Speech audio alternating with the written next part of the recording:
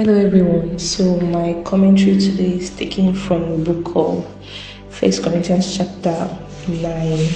So in chapter 8, Paul talked about the things he chose not to do so as not to make the believers with weaker conscience fall, like choosing not to eat meat and all of that. So which shows the depth of love he had for the brethren and for the gospel. So continuing on that love and self-denial, in chapter 9, he talked about his right to take a wife, to get paid for his ministry, and to do normal things people do.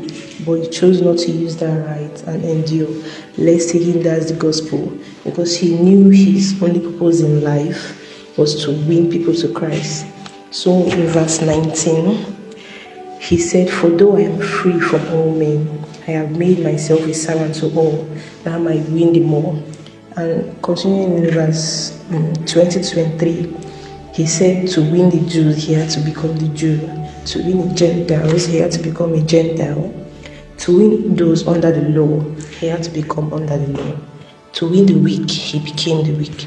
So Paul is teaching us in this chapter that sometimes we have to put pride aside and become all things to all men so we can win more. Yeah, we can love and relate to some people better than others, but it doesn't matter to God because He's not a respecter of persons.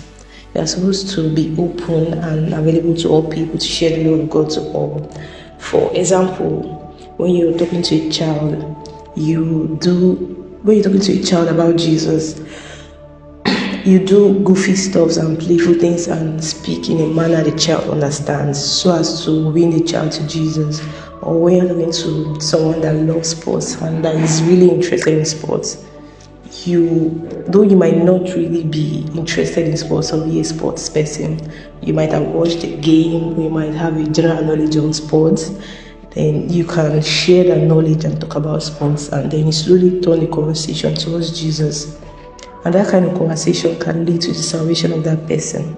Just because you don't have much in common with someone doesn't mean you can't look for those points of connection where you can speak into their lives and they can connect with you.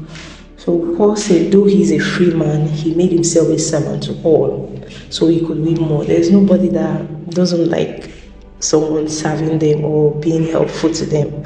So if you can take out time to show kindness, whether through nice gestures, through encouraging words, or by just listening, showing empathy, like being a shoulder to lean on, we can help them and build that connection to speak to them about Jesus.